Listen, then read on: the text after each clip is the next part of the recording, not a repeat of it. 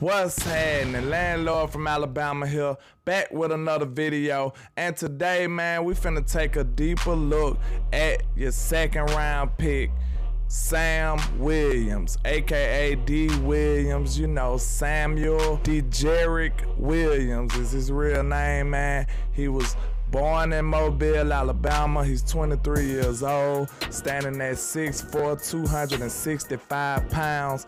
A pure pass rushing beast. He transferred from Northeast Mississippi Community College, and you know, he went straight to Ole Miss and had immediate impact. His first year at Ole Miss in 2019, he had 38 tackles, 6 sacks, 1 forced fumble, 1 interception in 12 games, man. So he had immediate impact straight off the bus.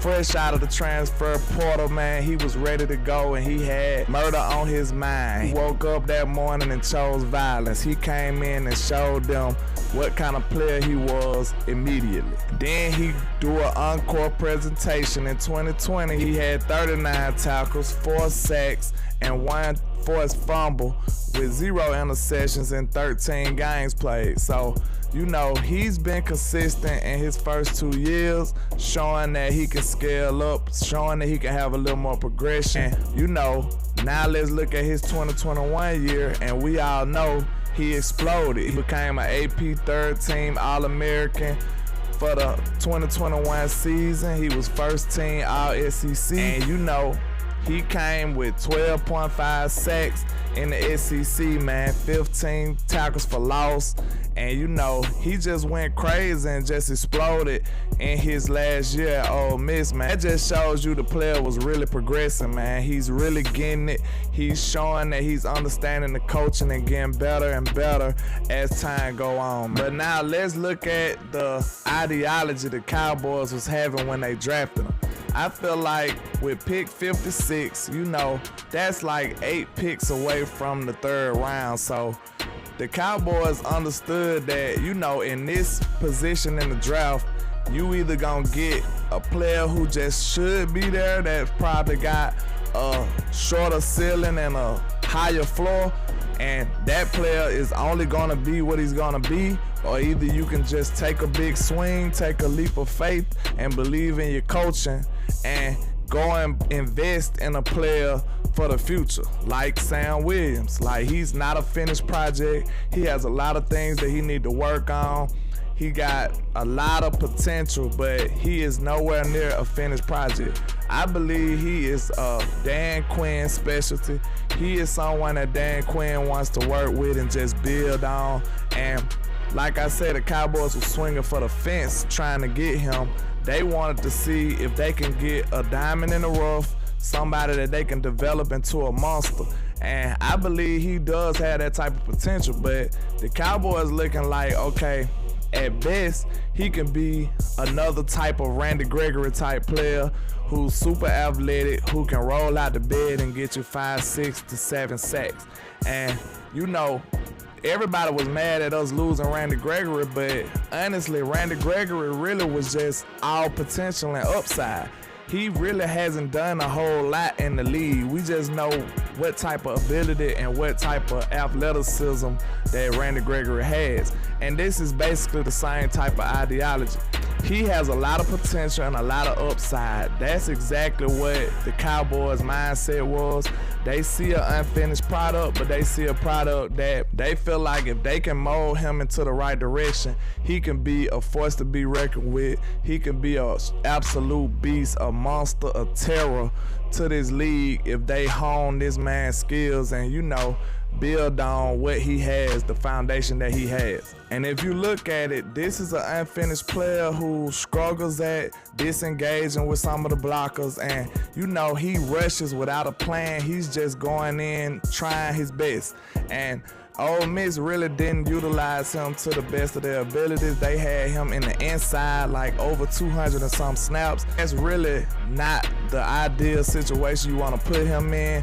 So he was being played in a 3-4 defense. So you got 4 linebackers and 3 defensive linemen. And basically he was just getting doubled a lot when I seen him against Alabama. And you know, when he did go up against Evan Neal, he was up a uphill battle. Evan Neal is a pretty smooth, pretty polished tackle, and you know, he was basically a raw player. He only been playing the position a few years, and you know, he really started out as a basketball player, so he's really young at the position, man. And really the Cowboys mindset was looking like, if he's not polished, if he's not a finished product, if he's rushing without a plan, Cowboys looking like we can just pour a lot of skill set, a lot of technique, and some sound coaching into this player, and we might be able to have something special here.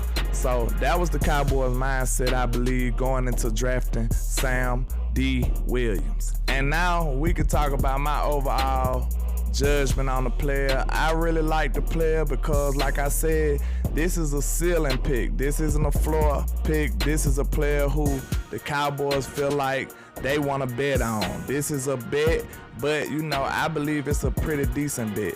The Cowboys feel like they can swing for the fences because in their book, they feel like they kind of covered the defensive end. Even though we did lose Randy Gregory, they probably believe a lot in Dante Fowler. They probably look at it like, even though we didn't just sign a big name, we really got a lot of confidence in Dante Fowler. So I don't believe they viewed that position as a huge need like everybody else did. So with that type of mindset, they feel like they can take a chance on a player that they can fix and build up to be their starter in the future. Everybody else's opinions and, you know, diagnosis of these players is not the same as the Cowboys. They see these players every day. They see these players in a way more in-depth type of scale than we do. So it's a lot of things that they know that we don't know. And then you do have to take into account the intangibles and what kind of player and what kind of man and person this is. This is not just a player, this is a man also. So you have to evaluate what kind of person he is. Is he gonna have the work ethic? Is he gonna have the dog mentality to continuously bang with some of these big time, huge offensive linemen every play? Is he gonna have the relentless type of mindset to keep going after the quarterback constantly, even when you're not even pressuring him or even when you're not getting home? You have to be an intangible beast to continuously bang against these huge offensive linemen for 4 quarters. So the intangibles could be a huge factor into this. This is stuff that we can't account for when we're just looking at film. You can see a few characteristics, but you can't just get the scale of what kind of player this is just off film alone. So like I said, he's basically just an unfinished product, and I'm really excited for what he could be. We have Dante Fowler, we have Dorrance Armstrong, we have a few players who gonna be ahead of him. In year one, he probably just be a rotational type edge rusher and come in certain situations and just rush the passer. But don't be too discouraged because Dorrance Armstrong is a good player. He had a great year last year. Dante Fowler is a very underrated player. He's a very athletic, fast, twitchy type guy. He just didn't have huge numbers with the Falcons and with the other teams that he played for. He just hasn't lived up to his high draft status.